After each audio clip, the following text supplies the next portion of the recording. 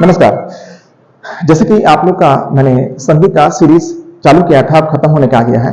इसके बाद हम लोग जो है बाकी के व्याकरण को भी देखेंगे। इसके अलावा और भी सब्जेक्ट्स का पढ़ाई भी होगा, बहुत जल्दी होगा और आपके सारे डाउट्स को क्लियर किया जाएगा। तो चलिए बिना विलंब के हम संधि के आखिरी अंक को पूरा कर लेते हैं, विसर्ग संधि जो बचा हुआ था। और उसके बाद हम लोग जानेंगे इसके ट्रिक्स के बारे में, ताकि आपको इनके नियमों के साथ साथ इसके बनाने के सारे शॉर्ट ट्रिक्स भी आराम से समझ में आए और आप परीक्षा में आराम से पकड़कर पहचान सके कि वो किस संधि का रूप है। चलिए शुरू करते हैं बिना विलंब के। तो अभी हम लोग जानेंगे विसर्ग संधि के बारे में। तो परिभाषा बड़ा सिंपल है, आप जान लीजिए। पहले परिभाषा बता देते हैं, उसके बाद इसके नियमों को हम देखेंगे और अंत में इसके ट्रिक्स को जानेंगे और पूरा संधि कवर हो जाएगा हम लोग का। चलिए शुरू करते हैं। विसर्ग के साथ स्वर, व्यंजन या विसर्ग के मेल से, ध्यान से सुनिएगा। विसर्ग के साथ स्वर, व्यंजन या विसर्ग के मेल से जो विकार या परिवर्तन उत्पन्न होता है उसे ही विसर्ग संधि कहते हैं। क्लियर? फिर सुन लीजिए। विसर्ग के साथ स्वर, व्यंजन या विसर्ग के मेल से जो विकार या परिवर्तन उत्पन्न होता है उसे हम विसर्ग संधि कहते हैं। ठीक है, एग्जाम्पल आपको यही मिल जाएगा। चलिए हम इसके नियम पर चलते हैं और समझने की चेष्टा करते हैं किस प्रकार से विसर्ग संधि को पहचाना जाता है नियमों के आधार पर। चलिए शुरू करते हैं। सबसे पहले देखिए, यदि विसर्ग के पहले देखिए यहां पर कुछ नहीं दिया गया है। यहां देखिए एक विसर्ग है, विसर्ग का चिन्ह होता है, इसका उच्चारण ह की तरह होता है। देखिए विसर्ग के बाद यदि चौथा आता है तो तलादेश हो जाएगा। विसर्ग के बाद यदि चौथा आता है तो पिटकट्टा मूर्धन्यस्य हो जाएगा।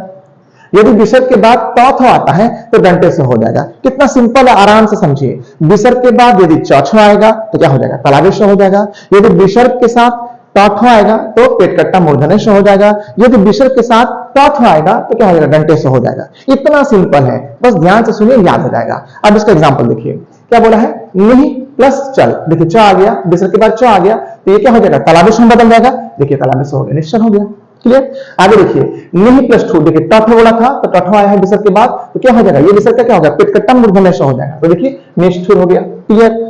अब देखिए इस विसर्ग के साथ चौथा था, देखिए विसर्ग के बाद त आ गया तो विसर्ग का त क्या हो जाता है? दंतस्व हो जाता है। देखिए दंतस्व हो गया ना, तो विसर्ग और त जहां रहेगा हम क्या करेंगे? इसके दंतस्व कर लेंगे। देखिए दंतस्व कर लिए, यानी विसर्ग को हटाकर उसके जगह पर दंतस्व लगा दिए तो क्या बन गया? दुस्तर। क्लियर हो गया? एकदम सिंपल सा था, आराम से समझ में आ गया। आगे बढ़ते हैं, अगला नियम देखिए।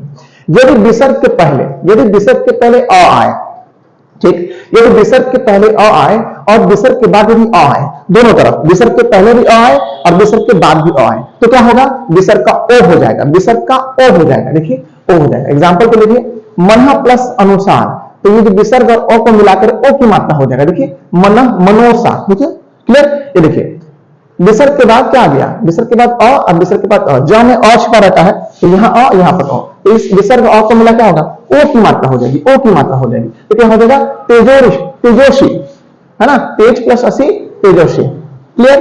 कितना सिंपल था। क्या विसर्ग के पहले भी आएगा और विसर्ग के बाद भी आएगा तो क्या हो जाएगा? ओ हो जाएगा। तो ये एग्जांपल आपका था।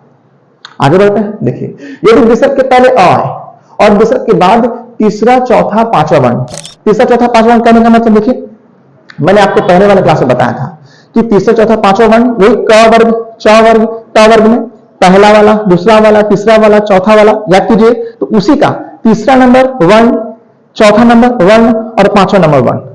तीसरा चौथा पांचवा अगर वर्ण आता है किसके बाद? विसर्ग के बाद या फिर य, र, ल, व ये आए तो क्या होगा? इस विसर्ग का क्या हो जाएगा? ओ बन जाएगा। विसर्ग का भी ओ बन जाएगा। देखिए दिया गया मनः प्लस हर, क्या बन गया? मनोहर। मनः प्लस ज प्लस मनोज। क्यों? क्योंकि मैंने पहले बता दिया विसर्ग के पहले क्या आ गया, विसर्ग के बाद क्या रहेगा। देखिए बोला है तीसरा चौथा पांचवा, अगर हम देखेंगे हाँ तो हाँ किस में आता है? यहाँ यर लव ह भी होगा, यहाँ हाँ कर लीजिए तो मनोहर। तो भाई विसर्ग के बाद हाँ, तो विसर्ग के बाद हाँ क्या हो गया? ओ की मात्रा हो जाएगा, मनोहर हो गया। फिर देखिए मनः प्लस ज मनोज बन गया, क्योंकि देखिए विसर्ग के पहले क्या आ गया? विसर्ग के पहले अ, नौ में अ छिपा रहता है, नौ में अ छिपा रहता है और विसर्ग के बाद ज मतलब किसका? च छ ज, तीसरा नंबर वन है ना, बस वही। तो ये विसर्ग क्या हो जाएगा? ओ की मात्रा हो जाएगा, मनोज हो गया। क्लियर? अब आगे देखते हैं। चलिए यदि विसर्ग के पहले कोई दूसरा स्वर मतलब अ आ को छोड़ करके, जैसे छोटी ई, बड़ी ई, छोटा ऊ, बड़ा ऊ, वो दूसरा स्वर। यदि विसर्ग के पहले दूसरा स्वर हो और विसर्ग के बाद वही तीसरा चौथा पांचवा वर्ण आएगा या फिर य, र, ल, व, ह ये अगर आता है तो विसर्ग का क्या हो जाएगा? र हो जाएगा। र का ऐसा भी होता है, माथा पे लगता है, र यही हो जाता। ठीक है, देखिए जैसे नहीं प्लस धन तो विसर्ग क्या हो जाएगा? ऋण लग गया, निर्धन हो गया। विसर्ग क्या हो गया, विसर्ग क्या हो गया, र बन गया, तो निर्गुण हो गया, विसर्ग क्या बन गया, र बन गया, निराश हो गया। क्लियर हो गया। ध्यान से देखिए मैंने क्या बोला, विसर्ग के पहले दूसरा स्वर, तो विसर्ग के पहले दूसरा स्वर मतलब देखिए छोटी ई छोटी ई छोटी, विसर्ग के पहले दूसरा स्वर हो गया। अब विसर्ग के बाद क्या बोला है, बोला है तीसरा चौथा पांचवा। तो यहाँ पर देखिए आप अगर देखिए ध, तो ध कितना में आता है, त थ द, तीसरा मन में आ गया। अभी देखिए ग क ख ग, तीसरा मन में आ गया। ये देखिए आ, ये तो स्वर हो गया, कोई स्वर हो गया है ना, आ। तो विसर्ग के पहले कोई दूसरा स्वर और विसर्ग के बाद यदि तीसरा चौथा पांचवा वर्ण हो या फिर कोई स्वर ही आ जाए या फिर या रा ला वह हो जाए तो क्या हो जाता है, ये विसर्ग का र बन जाता है, जैसे कि यहाँ पर आपको दिखाई पड़ता है। ठीक है ना, जैसे निहि प्लस धन निर्धन, निहि प्लस गुण निर्गुण, निहि प्लस आस निराश। क्लियर। अब आगे चलते हैं। देखिए यदि विसर्ग के पहले अ आए, विसर्ग के पहले अ आए और विसर्ग के बाद अ को छोड़कर, अ के अतिरिक्त मतलब अ को छोड़कर यदि कोई दूसरा स्वर आता है, दूसरा स्वर, तो विसर्ग का क्या हो जाता है, विसर्ग का लोप हो जाता है, विसर्ग गायब हो जाता है, विसर्ग गायब हो जाता है। फिर से सुनिए, विसर्ग के पहले अ हो, अब विसर्ग के बाद अ को छोड़कर कोई दूसरा स्वर अगर आता है तो विसर्ग का लोप यानी गायब हो जाता है, विसर्ग नहीं रहता है। एग्जाम्पल देखिए, अतः प्लस ए विसर्ग गायब, अतएव हो गया। यशः प्लस इच्छा, यश इच्छा, देखिए विसर्ग गायब हो गया, लोप हो गया। यानी आपको याद रखना है कि विसर्ग के पहले यदि अ आता है और विसर्ग के बाद यदि अ को छोड़कर कोई दूसरा स्वर अगर आता है तो विसर्ग गायब हो जाता है, विसर्ग रद्द नहीं करता है। एग्जाम्पल देख लीजिए, अतः प्लस ए क्या हो गया है, अतएव। फिर यशः प्लस इच्छा, यश इच्छा। क्लियर। देखिए यशः प्लस इच्छा, यश इच्छा हो गया। आगे देखिए, यदि विसर्ग के पहले दूसरा स्वर यानी अ को छोड़ के कोई दूसरा स्वर आता है, छोटी छोटा ऊ बड़ा ऊ ऐसे ही, तो विसर्ग के पहले ये दूसरा स्वर अगर आता है और विसर्ग के बाद यदि र आ जाता है, र र र, तो र आ जाता है तो भी विसर्ग का लोप हो जाता है, तो भी विसर्ग का लोप हो जाता है। देखिए एग्जांपल क्या है, निहि प्लस रस, तो देखिए विसर्ग क्या हो गया, निरस हो गया। निहि प्लस रोग क्या हो गया, निरोग बन गया, लोप हो गया। यानी दो जगह पर विसर्ग का लोप हो जा रहा है। पहला, यदि विसर्ग के पहले अ आता है और विसर्ग के बाद यदि अ को छोड़कर दूसरा स्वर आता है तो उसका लोप हो जाता है, विसर्ग का लोप हो जाता है। दूसरा, यदि विसर्ग के पहले दूसरा स्वर अगर आता है और विसर्ग के बाद कोई र आता है, र, तो भी विसर्ग का लोप हो जाता है, जैसे आप यहां देख पाए। ठीक है। अब चलिए आखिरी और लास्ट देख लेते हैं, क्या है भाई, यदि विसर्ग के पहले तलादेश पेटकट्टा मूर्धन्य और दंतेश, यदि विसर्ग के पहले तलादेश पेटकट्टा मूर्धन्य और दंतेश अगर आता है तो विसर्ग का लोप नहीं होता है, यहां विसर्ग रह जाता है, विसर्ग का लोप नहीं होता है। देख लीजिए, जैसे बोला निहि प्लस संदेह निसंदेह, दुह प्लस शासन दुशासन। क्लियर। यहां पर मैंने विसर्ग का जो नियम बताया है वो प्रमुख नियम है जो ज्यादा पूछता है। ठीक है, तो इससे आपका विसर्ग पूरा कवर हो जाएगा। ध्यान से देखिएगा, समझिएगा, एक बार नहीं दो बार देखिएगा, आपको समझ में आ जाएगा। ठीक है, तो यहां पर आपका विसर्ग संधि खत्म हो जाता है।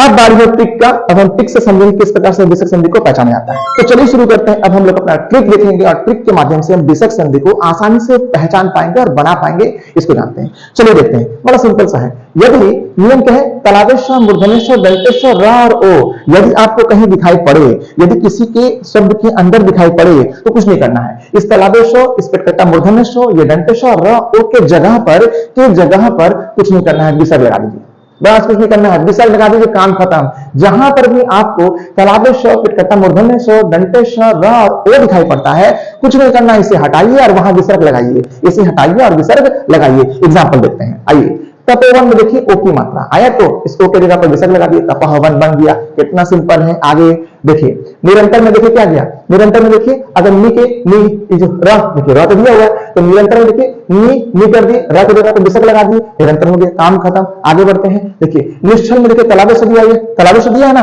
बस तलादेश की जगह पर विसर्ग लगा दीजिए, काम खत्म। आगे चलते हैं। इधर देखिए निष्पक्ष में देखिए पेटकट्टा मूर्धन्य से आया, पेटकट्टा मूर्धन्य से आया तो इसके जगह पर विसर्ग लगा दीजिए, काम खत्म। देखिए निहि प्लस पक्ष हो गया। तो उसके बाद देखिए निहि प्लस भय, निर्भय में देखिए रेत लगा हुआ है, यानी र आया हुआ है, इसके जगह पर खाली आपको विसर्ग लगा देना है, तो क्या हो गया, निहि प्लस भय। ये इतना आसान सा विसर्ग संधि था जिसको देख करके आप आराम से पहचान लेंगे कि विसर्ग संधि है।